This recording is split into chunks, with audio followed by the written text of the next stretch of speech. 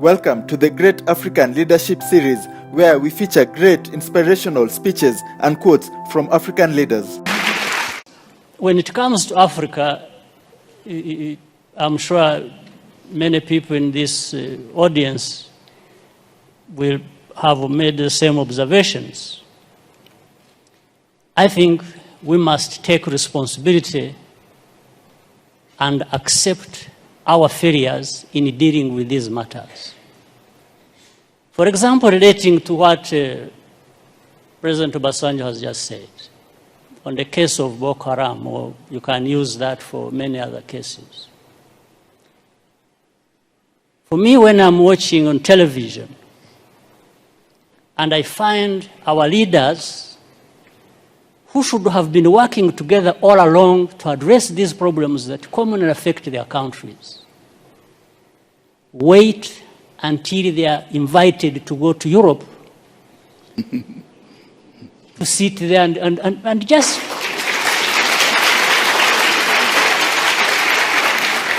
it's like they are made to sit down and address their problems. Why does anybody wait for that?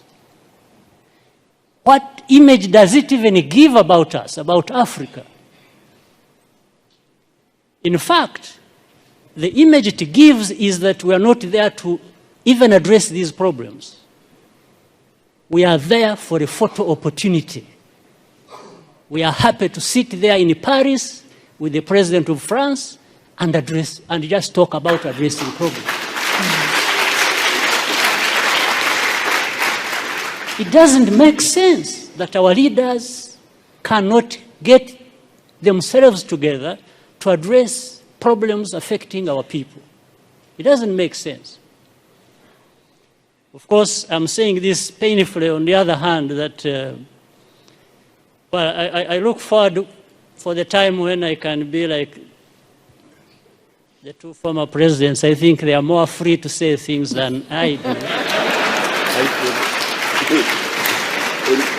Being where they are and me being where I am. So I tend to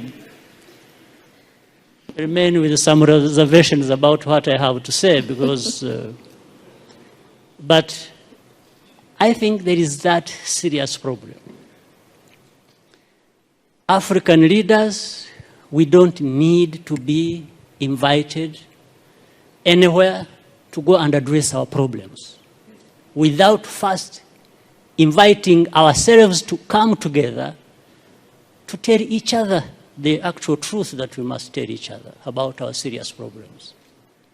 So, I mean, again, look at the problem of South Sudan, indeed. The first problem was about this country and the people there wanting to be independent. They got independence. Now that turned into a problem. How? So you have one war being fought, waged to be independent, then you have to fight another when you have achieved independence. Just fighting among themselves. Why? So some of these underlying root causes should and could have been addressed by the leaders there.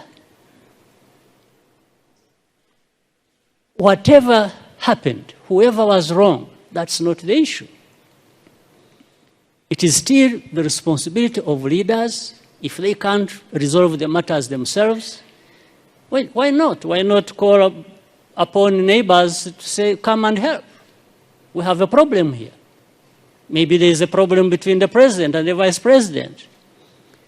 And if they can't resolve it, and each one thinks he's the one who is right and the other is wrong, and they are going to divide the army and government and everybody else to go on either side and start fighting, well, I think in between the time that starts and when it actually happens, something can be done.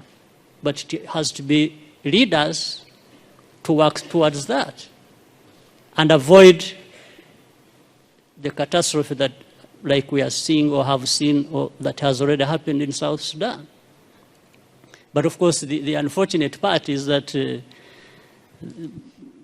most majority who suffer are the Ordinary innocent people who have nothing to do with it.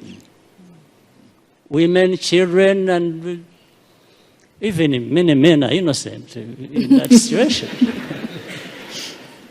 So this is, I'm not giving answers, probably I'm raising more questions than, or adding to others that have been raised. So for the time being, let me stop here. Thank you. Thank you.